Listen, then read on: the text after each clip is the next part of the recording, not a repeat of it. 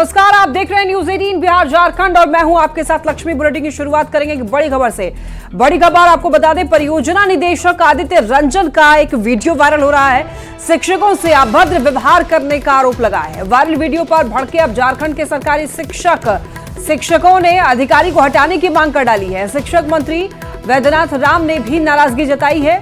अधिकारी को इस तरह बयान नहीं देना चाहिए, इनका कहना है। तो आपको बता दें, उन्होंने कहा था कि अगर अब कोई शिक्षक चप्पल में दिख गए तो उसे मारेंगे। आईएएस आदित्य रंजन पर धमकाने का भी आरोप अब लग रहा है।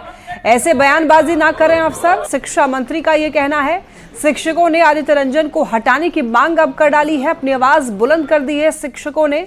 शिक्षक संघ की तरफ से कई तरीके के आरोप लगाए जा रहे हैं आदित्य रंजन पर। ये वायरल वीडियो और इसको लेकर के कई तरीके की बातें सामने आ रही है। देखिए, हवाई चप्पल में वही चप्पल से मारेंगे, फिर पहनने लायक नहीं रह जाएगा। तो अभी आप स्कूल में जाके स्पष्ट बता दीजिएगा, यूनिफॉर्म नहीं है तो शुरू कर दीजिएगा कि भाई सबको व्हाइट शर्ट ब्लैक पैंट में आना है, सबको यूनिफॉर्म कलर के साड़ी में आना है। अभी शुरू कराना है स्कूल में तो शुरू कराना है। अगर मेरे को ये 6-5 दिखा ना, मैं बता रहा हूँ बहुत बुरा होगा फिर आपके साथ। वो कोई क्लास ले रहे हैं और उसमें उन्होंने कहा है कि जो चप्पल पहन जा रहेगा तो उसको चप्पल से पिटेंगे। ये बहुत ही गलत है, शर्मनाक है। किसी एक पदाधिकारी के लिए इस प्रकार की भाषा का प्रयोग करना, अमर्यादित भाषा का प्रयोग करना, ये कहीं से उचित ठहराया नहीं जा सकता है। निश्चित रूप से मैं मानता हूँ कि पदाधिकारी की गलती है, उन्हें ऐसा वर्ड का प्रयोग नहीं करना चाहिए था। अगर डांटना भी है तो सभ्य भाषा में भी डांट पिलाई जा सकती है। झारखंड माध्यमिक शिक्षक संघ आदित्य रंजन एसपीडी झारखंड शिक्षा परियोजना के विरुद्ध आंदोलन पूरे राज्य में प्रारंभ कर दिया है। ज्ञातव्य है कि एसपीडी द्वारा शिक्षकों को चप्पल से पीटे जाने की बात कहने को लेकर शिक्षकों में काफी रोष है। एसपीडी आदित्य रंजन द्वारा शिक्षकों को चप्पल से मारने की बात कहने का संघ विरोध करती है। ये काफी निंदनीय है। ये अमानवीय भाषा का प्रयोग करना कहीं से उचित नहीं लगता है। शिक्षक समाज शर्मसार है और पूरे राज्य में शिक्षक आंदोलन कर रहे हैं। विभाग में इस अधिकारी को बने रहने का कोई हक नहीं। और रांची से बड़ी खबर, जमीन घोटाला मामले में गिरफ्तार आरोपी कमलेश की पेशी। आपको बता दें कि ईडी कमलेश को लेकर के पीएमएलए कोर्ट पहुंची। कल देर रात कारोबारी कमलेश की गिरफ्तारी हुई थी। ईडी की पूछताछ में कई अहम खुलासे हुए हैं। आपको बताते चले कि पेशी हुई कारोबारी कमलेश की। ईडी की पूछताछ में कई अहम खुलासे हुए हैं। कल देर रात गिरफ्तारी हुई थी कारोबारी कमलेश की। बताते चले आपको, जमीन घोटाला मामले में आरोपी है कमलेश। आपको बताते चले कि कमलेश ने अपने करियर की शुरुआत की थी फोटोग्राफर के तौर पर। उसके बाद रिपोर्टर बन गया, अखबार में उसे रिपोर्टर बना दिया गया और उसके बाद धीरे धीरे कर आपको बता दें कि कारोबारी कमलेश जो है वो जमीन के खेल में उतर आया और उसके बाद अवैध जमीन का कारोबार करने लगा। इस मामले में कई आरोप लगे हैं कारोबारी कमलेश पर। बता दें आपको, धीरे धीरे उसकी पहचान जमीन के कारोबारियों से हुई और उसके बाद इस खेल में अपनी वो वहां पर महारत हासिल करने लगा। झारखंड जेडीयू के प्रदेश अध्यक्ष खीरू मेहतो ने सीएम नीतीश कुमार से मुलाकात की है। आपको बता दें कि सीएम आवास पर बैठक के बाद खीरू मेहतो ने कहा है कि झारखंड प्रदेश नेतृत्व की तरफ से 11 सीटों पर चुनाव के लिए उम्मीदवारों के नाम की सूची सीएम के सामने रखी है। झारखंड विधानसभा चुनाव में जेडीयू गठबंधन के साथ जाएगी। सीटों की संख्या कितनी होगी ये गठबंधन की बैठक में तय होगा। पार्टी ने सभी 81 सीटों पर चुनाव की तैयारियां कर रखी है। तो वहीं निर्दलीय विधायक सरयू राय से मुख्यमंत्री नीतीश कुमार की मुलाकात पर उन्होंने कहा है कि अगर सरयू राय जेडीयू में आते हैं तो उनका स्वागत करेंगे। गठबंधन का जो बात है, गठबंधन के लिए ऊपरी नेता जो हमारे प्रभारी हैं कार्यकारी अध्यक्ष हैं और अशोक श्रवण कुमार माननीय मंत्री जी हैं, अशोक चौधरी माननीय मंत्री जी हैं, सब मिलकर बात करेंगे। एकदम गठबंधन में ही हम लोग ऐसा चुनाव लड़ेंगे वहाँ। आए थे उन्होंने भी, सरजू राय ने भी मुख्यमंत्री नीतीश तो सरजू राय जी भी आए, उनका भी स्वागत हम लोग करेंगे। आइए हमारे पार्टी में ज्वाइन करिए, आप भी लड़िए हमारे साथ। क्या रहेगी जो आप लोगों ने दिया है मुख्यमंत्री जी को नाम? लिस्ट की संख्या की अगर बात करें तो हम लोग 11 सूची ऑलरेडी दे दिए हैं और उसके ऊपर में भी सोचा जाएगा कहाँ कहाँ और हम ले सकते हैं। 11 सदस्यों का नाम आप लोगों ने दिया है। हाँ।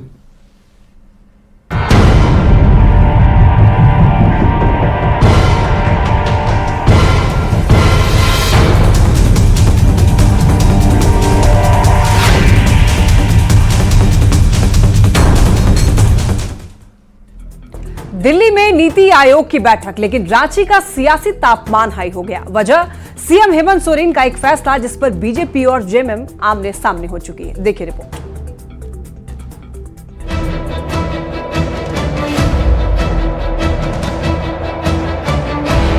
दिल्ली में नीति आयोग की बैठक, रांची में घंटों तक संशय और आखिरकार साफ हो गया कि मुख्यमंत्री हेमंत सोरेन बैठक में शामिल नहीं हो रहे हैं।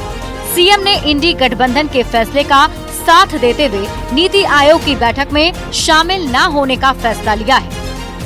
दिल्ली में नीति आयोग की बैठक में शामिल नहीं होने के मुख्यमंत्री हेमंत सोरेन के फैसले को महज आम बजट से जोड़ना सही नहीं होगा। इसके और भी कारण हैं।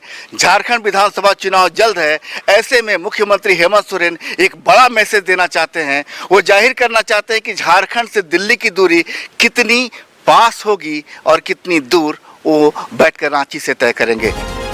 उम्मीद इसलिए भी थी क्योंकि इंडी की सहयोगी ममता बनर्जी इस बैठक में शामिल हुई, लेकिन जब शुक्रवार की रात तक सीएम हेमंत सोरेन दिल्ली नहीं गए तो लगभग ये साफ हो गया कि वो बैठक से किनारा कर चुके हैं और शनिवार को इस पर मोहर भी लग गई। सीएम के इस फैसले ने दिल्ली से लेकर रांची तक सियासी तपिश को हाई कर दिया है।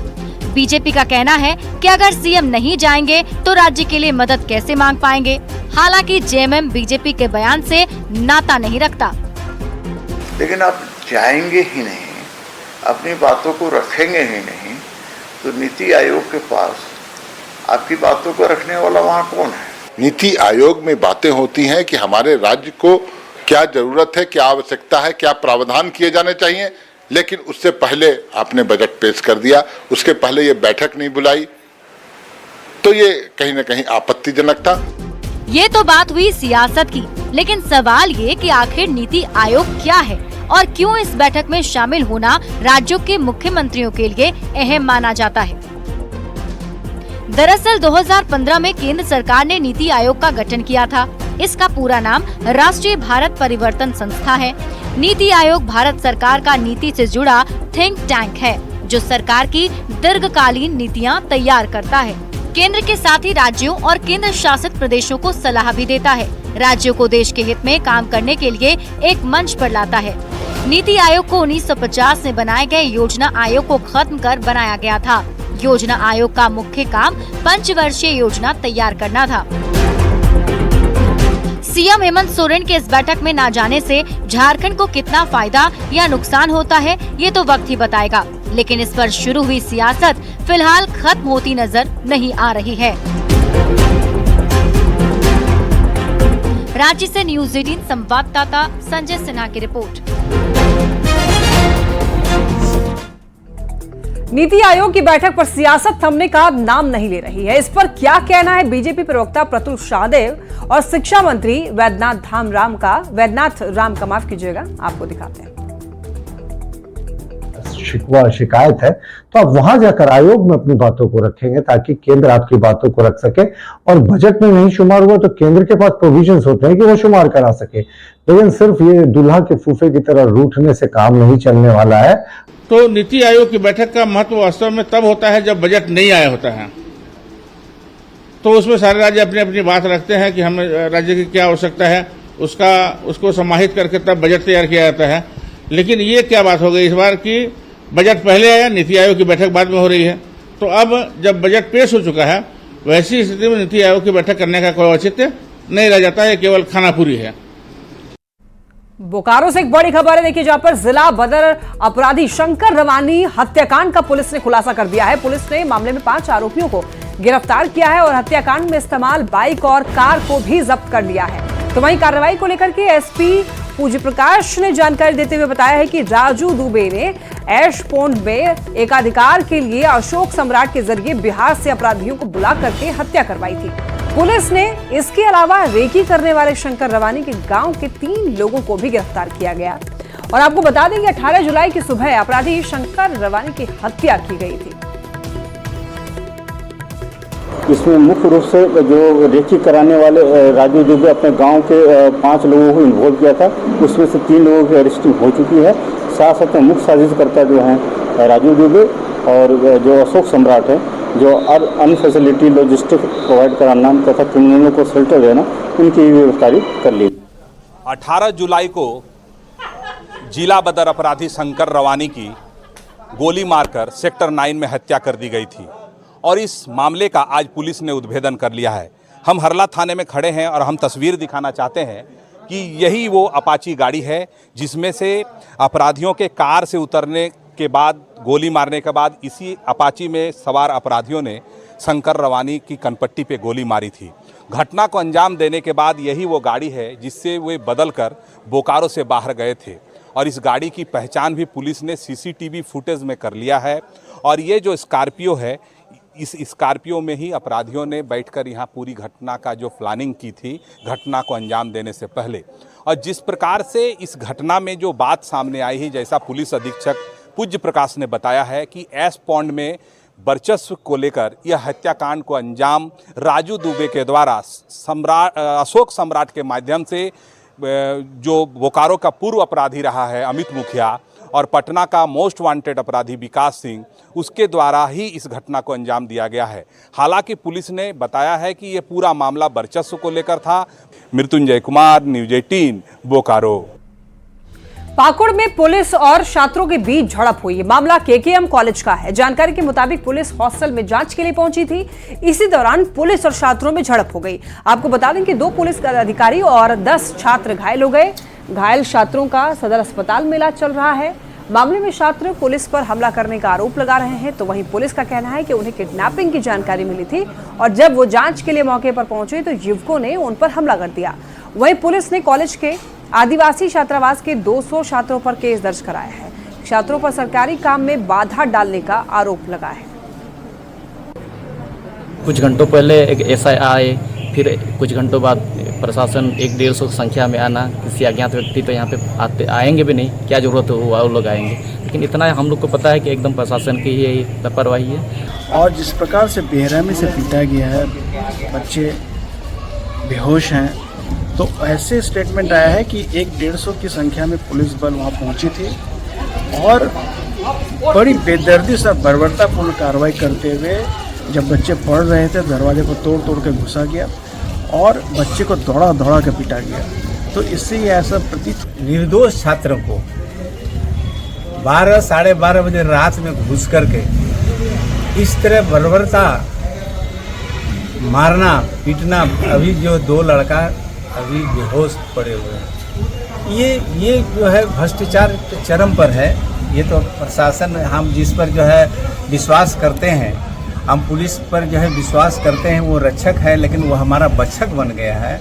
आज छात्रों की एक रैली होने वाली थी, उसमें सामाजिक संगठन के लोग भी शामिल होने वाले थे और कहीं ना कहीं ऐसा प्रतीत होता है कि उस रैली को विफल करने के लिए प्रशासन ने इस तरह का कदम उठाया है और इसमें सरकार की दबाव रही होगी, तभी इस प्रकार की रणनीति को अपनाया गया है, निहत्थे छात्रों पर हमला किया गया।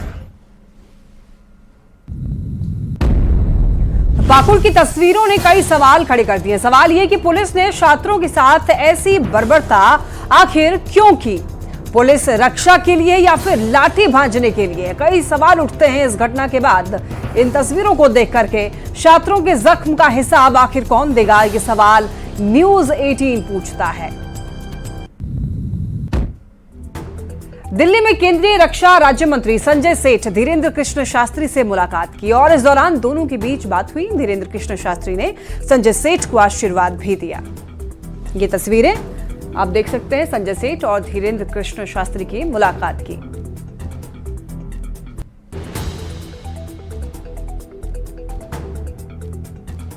और देखिए एक बड़ी खबर रांची से आपको बता दें, जमीन घोटाला मामले में गिरफ्तार आरोपी कमलेश की पेशी आपको बता दें कि पीएमएलए कोर्ट में हुई। बताते चले आपको, कोर्ट ने कमलेश को न्यायिक हिरासत में भेज दिया है। ये बड़ी खबर है। देखिए रिमांड मामले पर अब सोमवार को बहस होगी।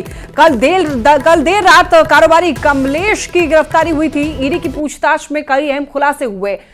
तो अपडेट है इस मामले में। बता दें आपको, न्यायिक हिरासत में भेज दिया गया है आरोपी कमलेश को। बताते चले आपको, रिमांड मामले पर अब सोमवार को बहस होगी। कल देर रात कारोबारी कमलेश की गिरफ्तारी हुई थी। ईडी की पूछताछ में कई अहम खुलासे हुए हैं।